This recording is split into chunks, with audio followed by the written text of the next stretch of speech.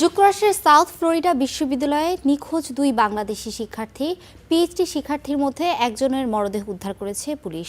শুক্রবার Howard Franklin bridge থেকে জামিল লিমন নামের এক শিক্ষার্থীর মরদেহ উদ্ধার করা হয়। এই ঘটনায় তার রুমমেট হিসাম আবু গাহার বিয়াহকে গ্রেপ্তার করেছে পুলিশ। একটি বাড়িতে আত্মগোপনে ছিলেন তিনি। এদিকে এখন পর্যন্ত নিখোঁজ রয়েছেন নাহিদা বৃষ্টি নামে আরেক শিক্ষার্থী। গত সপ্তাহে তারা দুজন নিখোঁজ হন। সিএনএনের খবরে বলা হয়েছে, গ্রেপ্তার যুবক বিশ্ববিদ্যালয়টির সাবেক শিক্ষার্থী ছিলেন।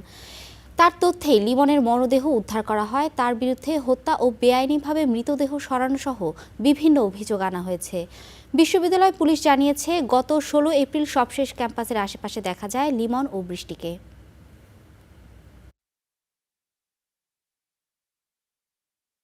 মিয়ামি কনসুলেট অফিস থেকে প্রতিনিয়ত বিশ্ববিদ্যালয় কর্তৃপক্ষের সঙ্গে যোগাযোগ রক্ষা করা হচ্ছে।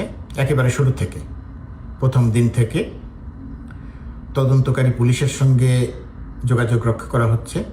বাংলাদেশ দূতাবাস ওয়াশিংটন ডিসির পক্ষ থেকে এফবিআইয়ের সঙ্গে যোগাযোগ করা হয়, তাদেরকে জানানো হয় এবং তারা সর্বোচ্চ সহায়তার প্রতিশ্রুতি দেয় এবং তদন্তে যতগুলো সংস্থা আছে তাদেরকে সম্পৃক্ত করার কথা জানায় এবং সম্পৃক্ত করে।